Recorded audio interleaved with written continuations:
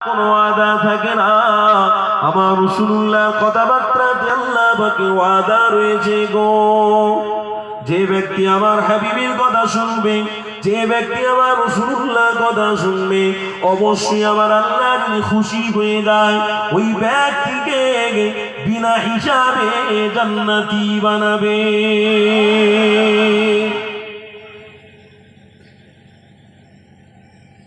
রসুলের আলোচনা ভক্তি ভরে ভালোবাসায় যদি শোনা যায়, আল্লাহ জান্নাতি বানাবে, বাপেতে কোনো সন্দেহ নেই।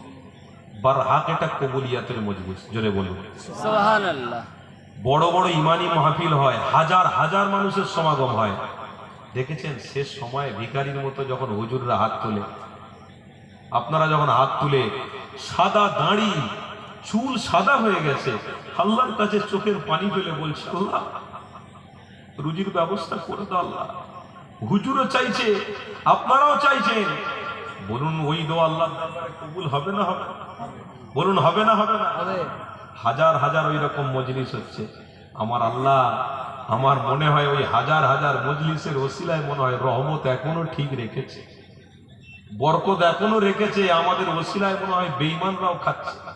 সত্যি আমার রসুলের ওসিলায় মুশরিকরাও খাচ্ছে, বেঈমানরা খাচ্ছে, কিন্তু আমার রসুলকে চিনতে পারে, আমার হাবিবকে বুঝতে পারে না। যুবক, আজকের দিনে কপাল ভালো পশ্চিম বাংলার মানুষ, আমরা রসুলকে পেয়ে ধন্য গর্বিত। সেই রসুলের আলোচনা শুনবো না তো কার আলোচনা শুনবো? সেই রসুলের প্রেমের কথা শুনে দু বেটা পানি ফেলবো না তো কার কথা শুনবো? আরে যুবকেরা, আপনারা তরুণেরা, আল্লাহ নবীর নবী দয়া নবী আমার ১৫০০ বছর আগে তোমাকে আমাকে মানবতা ভালোবাসা প্রেম দিয়েছে। ওই নবীকে ছেড়ে কোথায় যাব?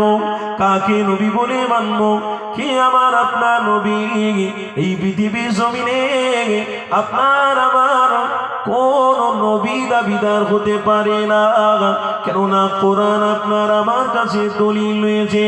মা কানা মুহাম্মাদুন আবা আহাদিন মিন রিজালিকুম ওয়ালাকিন রাসূলুল্লাহ ওয়া খাতামান নবিয়্যিন। আমার নবী পাককে আল্লাহ আউয়াল ওয়া আখির নবী করে বানিয়েছে। তোমরা যদি রাসূলকে ভালোবাসো, অবশ্যই তোমরা কামিয়াবি হবে। যদি ডুপ্লিকেট কোন নবীকে ভালোবাসো, কারো আখলাক কারো চরিত্র নিয়ে যদি দুনিয়ায় চলাফেরা করো, আমার বান্দারা, তোমরা কোনোদিন কামিয়াবি হবে না। আমি আল্লাহ যাকে নবী পছন্দ করে তোমাদের কাছে পাঠিয়েছি, ওই রাসূলকে তোমরা যদি নবী বলে মেনে নাও, অবশ্যই আমি আল্লাহ তোমাদের আযাদ করে জান্নাতি বানিয়ে দেব। কারোর কাছে মাথা নত করো না, আমার হাবিব যাকে যার কাছে মাথা নত করতে বলেছে, আল্লাহ কোরআন জানিয়েছে, আল্লাহু লা ইলাহা ইল্লা হুয়াল হাইয়ুল কাইয়্যুম।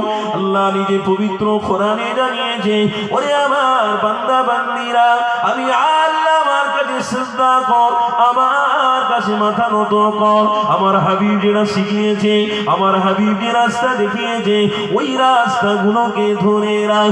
আমি আল্লাহ জানিয়ে দিলাম, ওরে আমার বান্দা বান্দিরা, এই পৃথিবীতে দুনিয়ার জমিনে কারোর শক্তি নেই। কেউ দুনিয়ার মাছির মতো একটা মাছি তৈরি করে দেখাতে পারে, কেউ মশার মতো মশা তৈরি করে দেখাতে পারে, কোনো বাবার শক্তি নাই। দুনিয়ার মানুষ কোনো তোমাদের আমাদের কোনো শক্তি নাই। শক্তির মালিক কারা হলো আল্লাহ। কেন আমরা মালিককে চিনেছি, জেনেছি, মালিককে দেখেছি। আল্লাহ যদি কারোর উপরে নারাজ হয়ে যায়, পৃথিবীর জমিনটাকে আল্লাহ কম্পন দিয়ে মিটিয়ে দিতে পারে। আল্লাহ যদি কারোর উপরে নারাজ হয়ে যায়, সুনামি দিয়ে মিটিয়ে দিতে পারে। আল্লাহ যদি কারোর উপরে নারাজ হয়ে যায়, আল্লাহ তোমাকে আমাকে মিটিয়ে দিতে পারে। কারোর শক্তি না এই দুনিয়া জমিনে তোমার আমার বিরোধী করবে, এ যুবকেরা তোমাকে আমাকে মিটিয়ে দেবে, তোমাকে আমাকে শেষ করে নেবে। এই পৃথিবীর কোন মানুষের শক্তি না, আল্লাহ যাকে মেটাবে সেই মিটবে, আল্লাহ যাকে শেষ করবে সেই শেষ হবে। কেন আল্লাহ কোরআন আমরা পড়েছি জানি, তুলিজুল লাইলা ফিন নাহারি ওয়া তুলিজুন নাহারা ফিল লাইল ওয়া তুখরিজুল হাইয়া মিনাল মাইয়িত الميت وتخرج الميت من الحي وترزق من تشاء بغير حساب আমার আল্লাহ জানিয়েছে ওরে আমার বান্দা বান্দিরা আমি আল্লাহ তোমাদের যখন হায়াত দেব পৃথিবীর কোন মানুষ মেরে দেবে কারোর শক্তি নাই আমি আল্লাহ যখন বাঁচিয়ে রাখবো দুনিয়ার কোনো মানুষ মারবে না আমি আল্লাহ যখন মারবো দুনিয়ার কোনো সায়েন্স ডাক্তার অ্যাডভোকেট উকিল মিনিস্টার কারো ক্ষমতা নেই তোমাকে আমাকে বাঁচিয়ে রাখবে তাই আমার আল্লাহ জানিয়ে দিয়েছে ওরে আমার বান্দা বান্দিরা আমি 3000 বছর আগে আমার রাসূলের জবান দিয়ে বাণীটা প্রকাশ করেছি ওই বাণীটা হলো কোরআন ওই কোরআনের মধ্যে জানানো হয়েছে তোমরা যদি মুহাম্মদ রাসূলকে ভালোবাসো আমি আল্লাহ তোমাদের উপরে এত খুশি হয়ে যাব এই দুনিয়ার শান্তি কবরে শান্তি কিয়ামতে আমি আল্লাহ জান্নাতে ফায়সালা করে দেব আরো জোরে বলুন সুবহানাল্লাহ শান্তি পাওয়া যাবে রাসূলের ছায়া চলে আসে কার পিছনে ছুটবে না সে নিজের আমল নিজে করে কার পিছনে আপনি ছুটবেন যার নিজের অস্তিত্ব নেই সে কবরে গেলে তার পাশে কেউ থাকবে না যারা মুশরিক যারা বেঈমান যারা মরে যাওয়ার পরে অস্তিত্ব থাকে না আর যারা ঈমানদার তারা মরে যাওয়ার পরে অস্তিত্ব থাকে প্রত্যেকে যায় কবরে দাফন করে দেওয়ার পরে মাটি দিয়ে সব কেঁদে কেঁদে চলে আসে উম্মতে মুহাম্মাদি আশিকে রাসূলদের কবরে মুহাম্মদ রাসূলের আগমন হয়ে থাকে সবাই মনে করে আমার বাপ চলে গেছে আমার মা চলে গেছে ভাই চলে গেছে কেঁদে কেঁদে পাগল হয়ে যাচ্ছে ওরে ও কাঁদেনি ও তো দুনিয়ায় কেঁদেছে ওর জন্য মুহাম্মদ রাসূল কবরে অপেক্ষা করছে যেটা বলবো যে কবরে রাসূলের কদম পড়বে ওই কবরের প্রত্যেকটা বালি প্রত্যেকটা পোকা মাকড় সাপ বিচ্ছু ওই উম্মতে মুহাম্মদী রাসূলের আশিককে দর্শন করা হারাম হয়ে যাবে আল্লাহ নবী নিয়ে আলোচনা করছি বাপ বিশ্বাস করুন রাসূলের কথা বললে দিল অটোমেটিক নরম হয় আমি আমার কথা বলছি কি নিয়ামত পেয়েছি আমি আপনি আমার রাসূলকে আজ কিন্তু আমরা সেই রাসূলের দেখানো পথ ছেড়ে দিয়ে আজ আমরা অর্থের লোভে পয়সার লোভে কি করে 10 টাকার জায়গায় 20 টাকা হয় কি করে 20 টাকার জায়গায় 50 টাকা হবে আমরা সেই মানুষ তাদেরকে দেখে তাদের মতন হয়ে গেলাম আরে নীতিটাকে ঠিক করো নীতিটাকে ঠিক করো তাদের নীতি তারা নিয়ে চলবে আমার কোনো অসুবিধা নেই কিন্তু আমাদের নীতি হলো মুহাম্মদ রাসূলের নীতি জোরে বলুন না সুবহানাল্লাহ আরে আমরা নীতিটাকে ঠিক করি আমার নীতি আমার চলাফেরা আমার ওঠা বসা আমার খাওয়া দাওয়া আমার ঘোরাফেরা আমার ব্যবসা আমার বাণিজ্য যদি মুহাম্মদ রাসূলের দেখানো এই নীতির মধ্যে থাকে তো ইনশাআল্লাহ এই ভারতবর্ষে কোন একটা মুশরিক যদি আমার সাথে বন্ধুত্ব করে আমার নীতি তার এত পছন্দ লাগবে সে তখন আগ্রহী হয়ে বলবে আমিও মুহাম্মদ রাসূলের নীতির উপরে চলতে চাই আমরা নামের মুসলমান রাস্তায় চলি আমাদের ব্যবহারে কেউ খুশি হয় না নামের মুসলমান ব্যবসা করি দোকানদারি করি মন মেজাজ ভালো না আমরা সেই মুসলমান রাস্তায় গাড়ি চালাই পাক দিই সেই মুসলমান আমাদের দেখে কেউ রাজি হয় না কেউ খুশি হয় না সবাই বলে লেখাপড়া নেই কিচ্ছু নেই বলেন না বলেন না আমাদের দেখলেই বলে অনেকে প্লেনে উঠবো এয়ারপোর্টে ঢুকছি একজন দেখতে পেয়ে গেল চেক করো চেক করো সারা শরীর চেক করা টুপি বলে কথা বলি এয়ারপোর্টে ঢুকবো গাড়ি করে আসছি হাত দেখাচ্ছে সব গাড়ি ছেড়ে দিচ্ছে দাঁড়া দাঁড়া গাড়ির ডিগ্গি ফিগ্গি তুলে নিয়ে যাও যাও হ্যাঁ কিচ্ছু না কেন বলুন তো আমার মতন কেউ সেজে ক্ষতি করেছে। কথা বুঝলেন না বাবা? আমার মতন সেজে ক্ষতি করেছে। এটা প্ল্যান যে এদের মতন করে ক্ষতি করালে এরাই রসুল থেকে দূরে সরে যাবে। এরা তখন বাইরে যাবে আর টুপিটা মাথায় রাখবে না। এরা যখন এয়ারপোর্টে উঠবে তখন পায়জামা আর পাঞ্জাবি পরবে না। মিয়া এত ফোন বন্ধ করো, সারা দিন ফোন আর মাথা খারাপ। এরা যখন এয়ারপোর্টে যাবে টুপি দাঁড়িয়ে আর রাখবে না, হাতে ট্যাটু করে যাবে। ট্যাটু বোঝেন না? ছবি ছবি। খেলোয়াড়রা যখন খেলা হয় দেখেন না, পিছনে ছবি, সামনে ছবি, বুকে ছবি, হাতে ছবি, সব ছবি করলিয়ে যাবে। আবার কিছু কিছু ব্যক্তিকে তো দেখছি, আল্লাহ মাফ করেন, ইজ্জত ঢাকার জায়গায় এখানে ঢেকে বসে আছে, এখানটা এগুলো সব ফাঁকা। আল্লাহ হেফাজত করেন।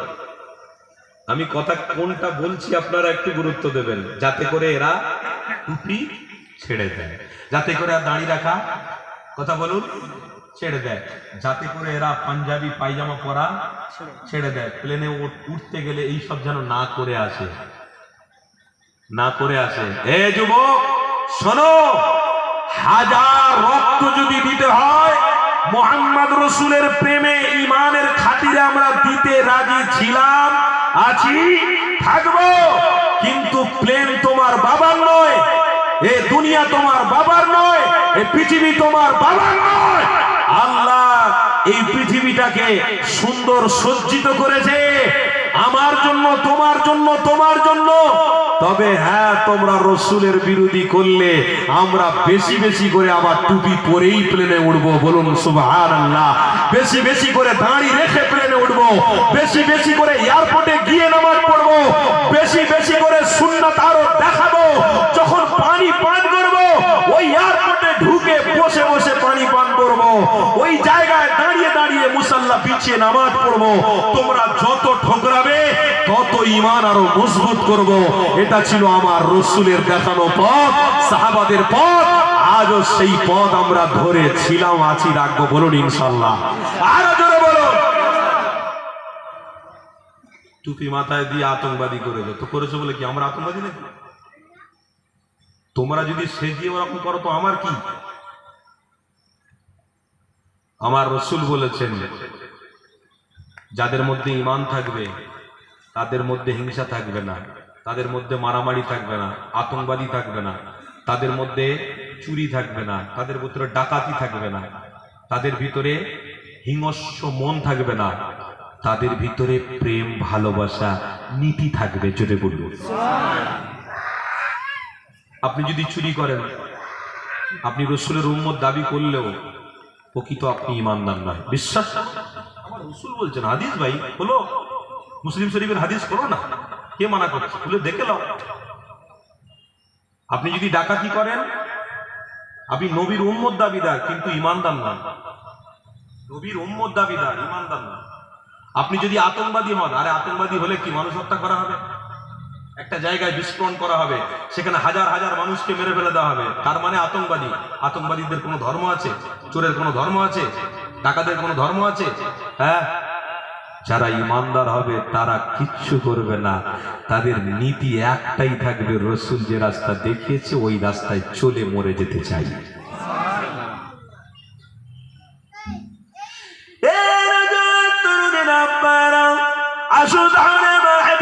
আলোচনা করি আল্লাহ নবীকে দুনিয়া জমিনে আল্লাহ পাঠাবেন। তবে পাঠানোর আগে, এই পৃথিবী সৃষ্টি করার আগে আমার আল্লাহ এই দুনিয়া জমিনে হাজার হাজার হাজার হাজার বছর আগে মুহাম্মদ আরবীকে আল্লাহ আগে বানিয়েছে।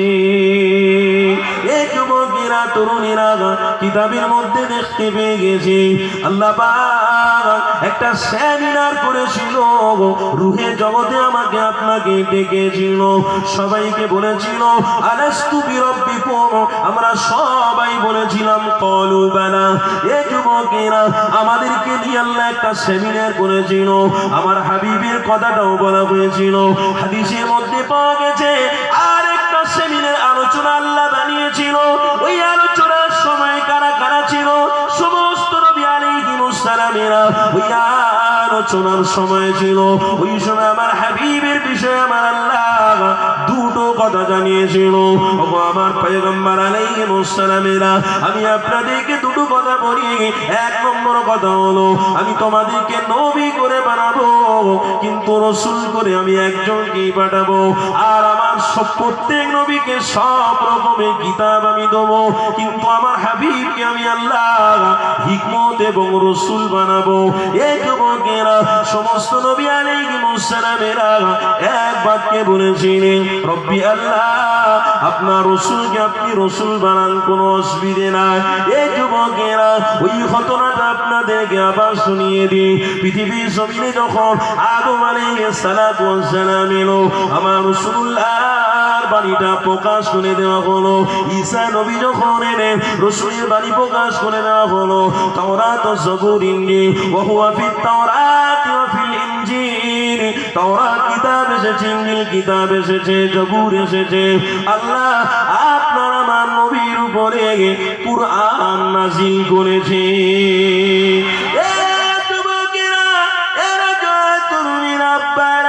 আল্লাহ নবী আলাইহিস সালাম দুনিয়ায় আসতে লেগেছে, এমন করে মুসা আলাইহিস সালামের উপরে তাওরাত নাযিল আল্লাহ করেছিল। ওই তাওরাতের ভিতরে আমার নবী পাকের নাম বারবার আল্লাহ দিয়েছে। হযরত মুসা নবী আল্লাহর সঙ্গে দেখা করতে তুর পাহাড়ে গেলেন। ওই তুর পাহাড়ে গিয়ে আল্লাহকে জিজ্ঞাসা করতে নিয়েছে, ইয়া রাব্বি আল্লাহ, তাওরাতের মধ্যে রাসূলুল্লাহ নাম বারে বারে এসেছে, কারণটা কি আপনি বলে দেন। আল্লাহ পাক জানাতে লেগেছে, আমার মুসা পয়গম্বর শোনো, আমি আল্লাহ সমস্ত পয়গম্বরকে আমি আল্লাহ নবী করে বানিয়েছি, কিন্তু একজনকে রাসূল করে বানিয়েছি, তিনি অন্য কেউ নয়, তিনি হলেন মুহাম্মাদুর রাসূলুল্লাহ। আরো জোরে বলুন। ইব্রাহিম নাম কি? খলিলুল্লাহ। মুসা বলুন বলুন কালিমুল্লাহ। কালিমুল্লাহ। ইব্রাহিম খলিলুল্লাহ। আদম সফিউল্লাহ। ঈসা রূহুল্লাহ। নূহ জবিউল্লাহ। প্রত্যেকের সঙ্গে কিন্তু রসুল নেই, নাম আছে। আর লা ইলাহা ইল্লাল্লাহ মুহাম্মাদটা হলে হতো রাসূলুল্লাহ। জোরে বলো। কি খুশি আমরা, কি আনন্দ যে আমার রসুল পেয়েছি। আমার রসুল পেয়ে আমরা গর্বিত, আমরা আনন্দিত। বলুন বা আমার বাপেরা ভাইয়েরা, বুকে হাত দিয়ে ইমানি মাহফিলে আসতে পেরে আপনারা ধন্য না ধন্য নয়? বুকে হাত দিয়ে বলুন, ইমানি মাহফিলে এসে ভালো লাগছে? রসুলের কথা শুনে ভালো লাগছে? যার ভিতরে রসুলের মায়া থাকবে